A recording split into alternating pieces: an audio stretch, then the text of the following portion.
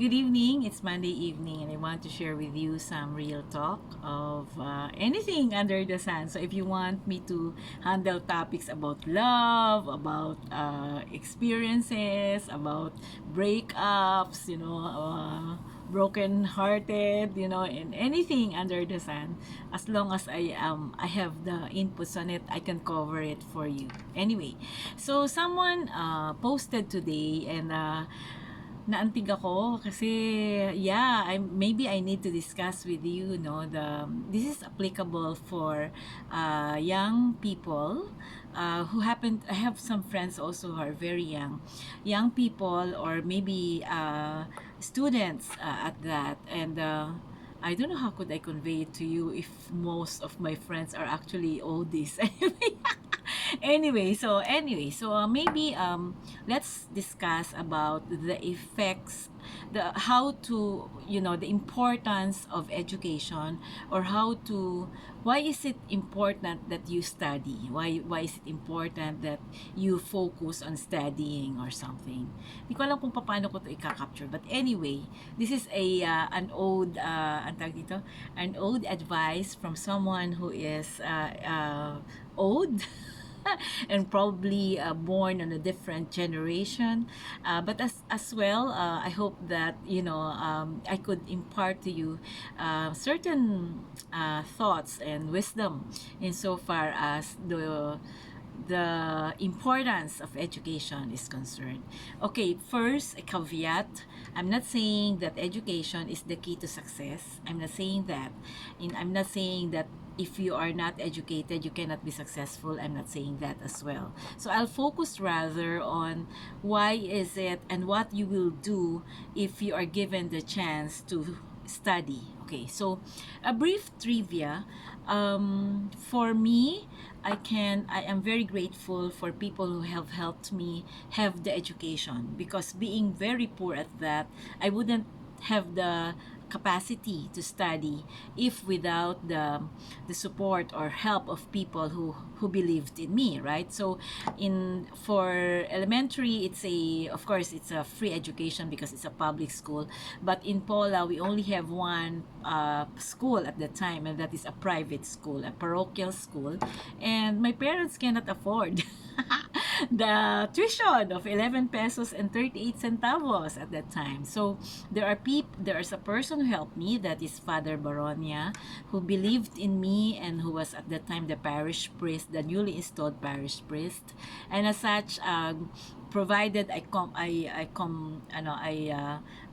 shall I say comply with the requirements of the school, like the grades and the behavior and all that. So as in, ang dami kong ginagawa noon, as in ako yung nagbibit, alam mo yon, I have to maintain a very high grades actually, because many of my classmates are equally or actually better than me actually, sa totoo lang, because they are actually very intelligent, and but perhaps naawa sila sa akin, so they gave me the chance, and as such I was able to maintain the scholarship. And then in college, I also cannot afford. In fact, I never knew that I passed the scholarship until the sponsor, Engineer Luis Aldamis, uh, uh, shared with me that I passed the scholarship. If not for the scholarship, I cannot really afford to study. That was really the time, the situation at that time, and that's why the students right now are better, because there are so many avenues or platforms that they could apply for scholarships. There are so many opportunities, sponsorships, and all that. In our time, there is a very limited. The scholarships that I could remember at the time is if you're a valedictorian or salutatorian, then you enjoy half tuition and all that, but only for the tuition. And then for there is state scholarship, of which we don't know because our town is very remote. So I don't know that there's such thing as state scholars. It's just that when I met my classmates in college, and I'm a state scholar. Oh, what's that?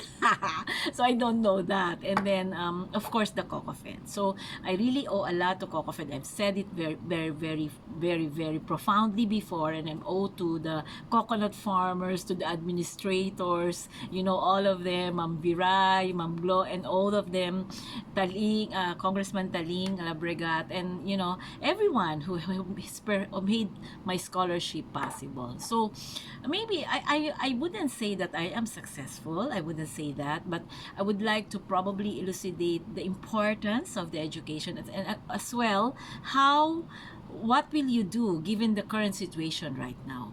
So maybe you would ask, why, what is the motive of this, because the generation right now is really different. In the past, everyone wants to enter school, and everyone dreams to enter school, go to Manila. When you are from the province at that time, when you go to Manila, medyo may kaya-kaya ka kasi medyo mahal. I mean, you have to finance your board and lodging and all those, the transportation and everything, and living in the city is not really very cheap, right? So what I'm saying is, because at that time it was, there was it was construed that when you're studying in Manila, you have better education. Unlike this time, the other schools and branches can actually be at par with Manila campuses, right? So, but anyway, it's a different at that time. So, what I'm saying is, what will you do if you are given the chance to study? So, what will you do if you're being given the chance to study? Okay, so number one is, regardless of whether it's your parents or the scholarship or whoever believed in you, never ever disappoint your sponsor, because the sponsor or the scholarship or the parents believed in you, and as such, he or they invested in you, and hindi naman galing sa anuman yung pinapagpaaral, di ba? So it's not really very expensive. Of course, I'm not targeting my children here, but just to elucidate, the hardship of sending children to school. Although most of my children, many of my children are really scholars, but in a way, I mean, I still share on some of the expenses. You really have to allocate funds for the school, to ensure that they are equipped with all the tools for the trade and all that. So it's really hard. I mean, ako, lucky pa ako because my children's education are basically, most are free because they entered UP, science high schools and all that. But also there was one point wherein I also paid for their tuition. Like when Erica entered into med school, right? And my approach kasi is, I invested in their elementary education, and then the free education comes in high school, and but of course the med school is a different thing, right? So what I'm saying is, there is a lot. But what if your parents really pay full tuition from the beginning, meaning from the elementary to high school to college? Oh my gosh, the tuition right now, even in Cavite, ranges from 60 to 100,000, and for elementary, and then for high school, di ganun din, di lalo pag nag-Ateneo ka pa, di ba? And then for college, di lalo na, magkano na ngayon ang tuition, di ba? So what I'm saying is, please, if you are given the opportunity to study, please honor the time, that the effort of the sponsor. It's a sign of respect. As well, you never knew how it will accrue to your benefit, have to have the chance to study with full support and all that. Because kung magkikwento ako ng buhay college namin, although I was a scholar, is that there are so many struggles and all that. So what I'm saying is, if someone is saying you to school, then please honor the person saying to school by studying very well. Studying very well means that you focus on your studies and take time to really study. I'm not saying that I am 100% good, but what I'm saying is, if I could share, there is well There's a mentor of mine and I was very grateful to him really. He said, 4 na taon ka lang namang magtitiis, LV. So, bakit hindi mo pa investa ng edukasyon, ang pag-aaral? Bakit hindi ka pa mag-focus sa pag-aaral? Because, as a brief trivia, when, I graduated valedictorian in high school because nga of the pressure to meet the grades and all that. And of course, I'm very grateful to sponsors, my classmates, my teachers. Nung pumunta ako sa college, kasi scholarship, kailangan lang naman mag-3 ka. So sabi ko, okay, it's fiesta time. But UE has a different perspective kasi ang ginawa niya, lahat ng valedictorian na pinagsama niya, so honors class ang tawag doon. Still and all, sabi ko, okay, anyway, ito lang naman kailangan, that. And then, so in short, in the first semester, my average was 1.67. So in short, bago ka maging Dean's Lister is 1.6. I felt very, very bad. Although when I was ranked with the other Coco-Fed scholars in UE at that time, for my batch, I was actually 4th. So, parang sabi ko, oh my gosh, 1.67, yet I'm 4th and all that. But, what I'm saying is, doon ako nakatanggap ng sermon sa isang kaibigan, sa isang mahal sa buhay, na nagsabi na, bakit mo sasayangin ang pagkakataon, no? So, kumbaga, parang, doon ko na-realize talaga. Kaya ako talagang naghabol na from that, kaya hindi ko mahabol yung di ba? So, naghabol na talaga ako ng grades at that time. So, in short, there is really a certain degree of discipline on my part. I study, even if there are no assignments, I study really. I make it a point to be, maybe because I'm surrounded with people who really study. Because at that time, it was really, oh my gosh, there is so much fraternity, drugs and all that in UE. Just ko, lahat na lang tukso meron doon. But I was able to resist it because I was in the right company of students at that time. And, I got really high grades at that time, and I graduated with Latin honors, and because nga I study, even if walang assignment, nag-aaral talaga ako because we are only half day. So hapon, wala namang gagawin, di ba? So in short, nag-aaral ako talaga sa library as in. So, and perhaps because I also lack certain skills. I mean, my grammar was bad. Oh my God. My math was, I don't even know what is X and Y and all that. Oh my gosh, I'm not really that good. So in short, I have to bridge and, equip myself with certain skills. And, I have to study. I really read a lot. Yung Filipiniana at saka circulation, Diyos ko, ako talaga yung laman doon sa library at that time. So, what I'm saying is, there is a reward for investing in your education, for studying very well. There's a reward. I mean, when we graduated, there were 15,000 graduates, but we are in a different seat with our parents. So there's a reward for that. But more than the reward is the fact that you honor the ones who sent you to college, the ones who sent you to give you the opportunity to study with a good education, di ba? So, yun, sana hindi masayang yun. Kasi ngayon, ang dami-dami ng mga distractions sa mga students. Natatakot na talaga ako sa kanila kasi parang hindi na sila nakafocus sa pag-aaral. Sorry ha, meron ako nalalaman ng mga ayaw ko magano kasi baka may matouch ako mga kaibigan ko. Anyway, but at 15 years old, they already playing games and all that rather than studying. Oh my gosh, diba? So parang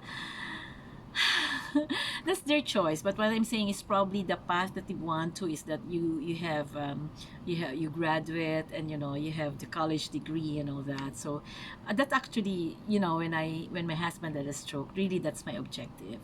The fact that all of my children could graduate, and we're very lucky that they entered the University of the Philippines, and is as such they were given quality education and all that. But even if they entered probably a different school, that's my target, because really garnering a degree is a fit for me, and a fit for them, because you give them the wings to fly if you are a graduate, right? So yon.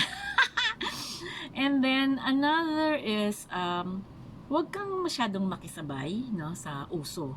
Lalo pa ngayon kasi because of the effect of social media. Noong panahon namin walang masyadong ganyan-ganyan kasi basta ang alam ko lang Levi's jag and meron pang isang pantalon.